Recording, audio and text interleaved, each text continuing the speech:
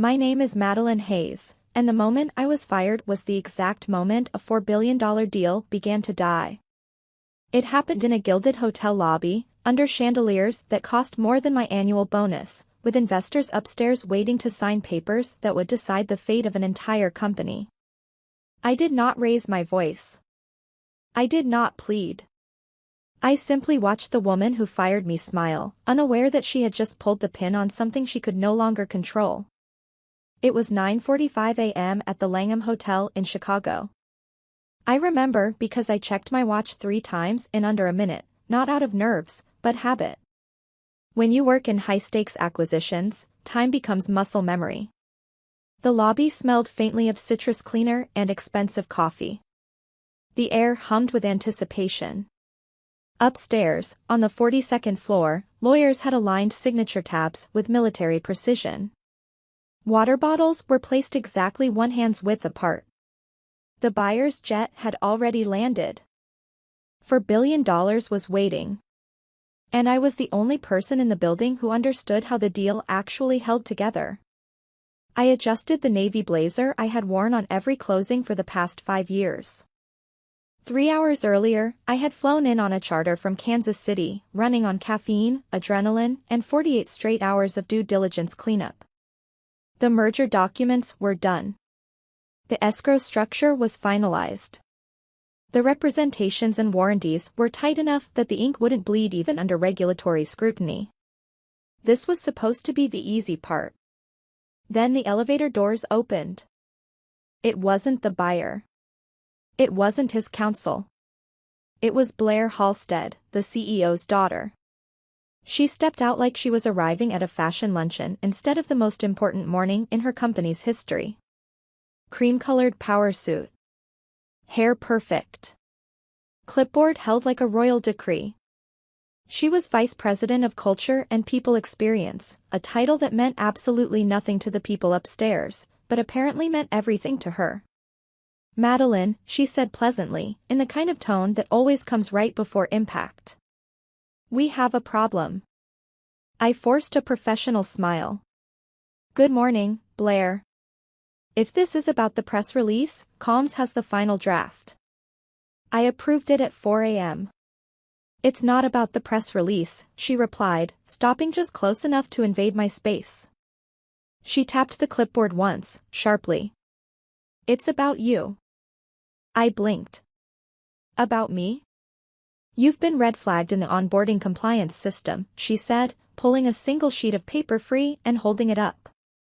You failed to complete the mandatory culture compliance training. Specifically, the 40-minute inclusivity module and the quiz regarding shared break room expectations. For a second, I genuinely thought she was joking. I stared at the paper, then back at her face. Her eyes were cold, polished, and completely serious. Blair, I said quietly, I was hired by the board 72 hours ago to close a $4 billion acquisition that prevents this company from defaulting on its debt. I haven't slept. I haven't eaten. I have not had time to watch a video about the break room refrigerator. That's exactly the problem, she said. At Heliometric, culture comes first. No exceptions. Especially not for deal people. I stepped closer.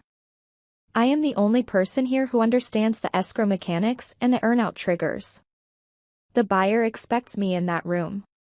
If I'm not there, there is no deal. She smiled. It was empty. Terrifyingly empty. Oh, the deal will continue. But you won't be representing us. You are not culture fit certified.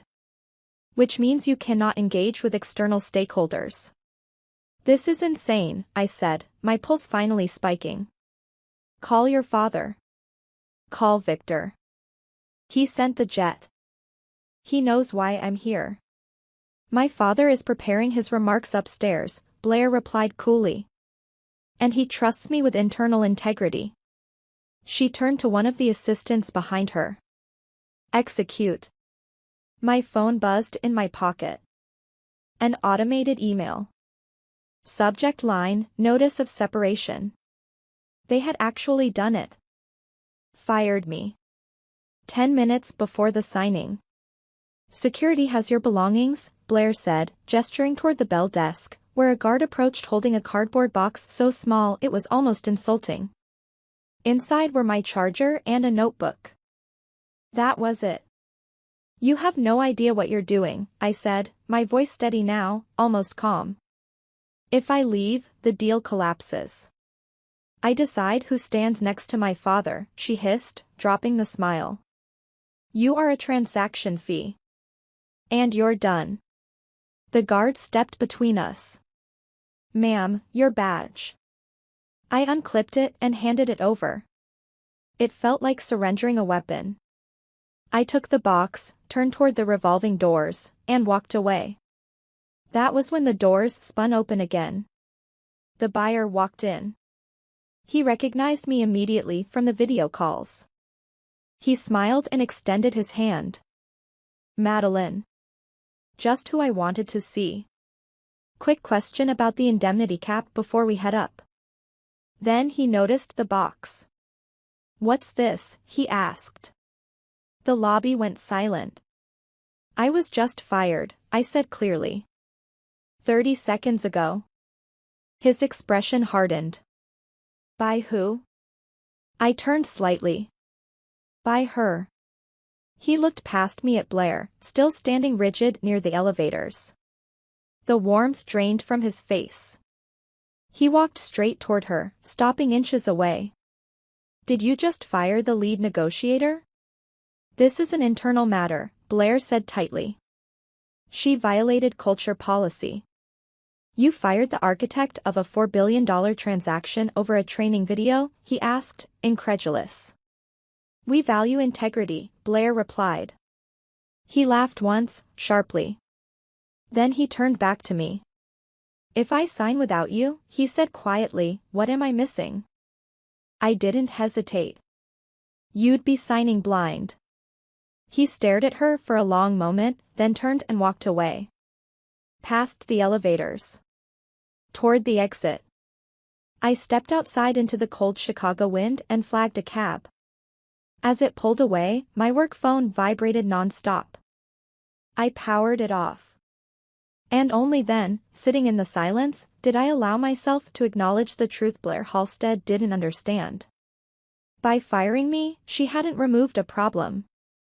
She had detonated a clause she never bothered to read. Because buried deep in the paperwork, there was one condition. One line. One name. Mine. And without me, the deal was already dead. By the time the taxi merged onto the highway heading out of Chicago, the adrenaline had started to wear off, replaced by something colder and far more dangerous. Clarity. I hadn't just lost a job. I had been pushed out deliberately. And Blair Halstead hadn't done it out of principle. She had done it out of fear. I didn't fly back. I rented a car. I needed the drive. 8 hours between Chicago and Kansas City gave me time to think, to reconstruct every decision I had made inside Heliometric Solutions. As the skyline disappeared in my rearview mirror, I already knew what was happening back at the hotel. The buyer would reach the conference room, see my empty chair, and open the binder to page 47. That page was mine. 3 weeks earlier, I had inserted a single clause into the preliminary agreement. I'd framed it as a continuity safeguard. Perfectly reasonable. Standard risk management. The acquisition was contingent on the continued employment and active participation of the named lead strategist, Madeline Hayes, through closing and a 90-day transition period. If that condition failed for any reason other than criminal misconduct, the deal automatically voided. With a $50 million breakup fee. Blair had fired me over a training video. That wasn't criminal misconduct. It was ego. And ego had just cost her father $50 million and a $4 billion lifeline. 2 hours into the drive, my phone buzzed. Not my work phone. My personal one. A blocked number. One message. You weren't fired for the training. Blair saw the data room access logs. She's hiding something in the gamma files. Be careful. I didn't reply. I deleted it immediately. Then my eyes flicked to the key ring dangling from the ignition. A small silver USB drive. Every Friday, I made a full encrypted backup of the data room. I didn't trust cloud systems when reputations and prison sentences were on the line. I had everything. By the time I crossed into Missouri, the business news stations were buzzing. Heliometric stock halted. Deal uncertainty. Liquidity concerns. I turned the radio off. I already knew how this movie ended. That night, alone in my apartment, I plugged the USB into my laptop and opened the folder labeled Gamma. Internal communications. Vendor contracts. HR disputes. Cultural audits. The things no glossy pitch deck ever mentions. That's where I saw it. A line item buried under Cultural Development Services. Fixed monthly payments. $85,000. Quarterly bonuses. Over 18 months, nearly $3 million. Paid to Halstead Advisory Group. The name alone made my stomach drop. I opened the contract. Authorized by Blair Halstead. Scope of work vague to the point of parody. Strategic alignment. Emotional transparency. No deliverables. No measurable outcomes. Just money flowing out. And then I remembered the conversation. 10 days earlier. Victor Halstead, CEO, founder, father. I had asked him directly whether Halstead Advisory Group was a related party entity. He'd stiffened. Told me it was legacy consulting. Being phased out. Then, quietly, he told me not to disclose it. To bury it. I had obeyed. I told myself I was hired to close, not to audit. That was my mistake. At 3:12 a.m., my phone rang. The buyer. He didn't bother with pleasantries. I'm coming to Kansas City, he said. You know something. I want the truth. We met before dawn in a diner near the airport. No lawyers. No assistants. Just black coffee and fluorescent lights. I slid the USB across the table. This is what got me fired, I said. And it's not all of it. 10 days passed. 10 days of silence from me and absolute chaos inside Heliometric. The stock cratered. Creditors froze shipments.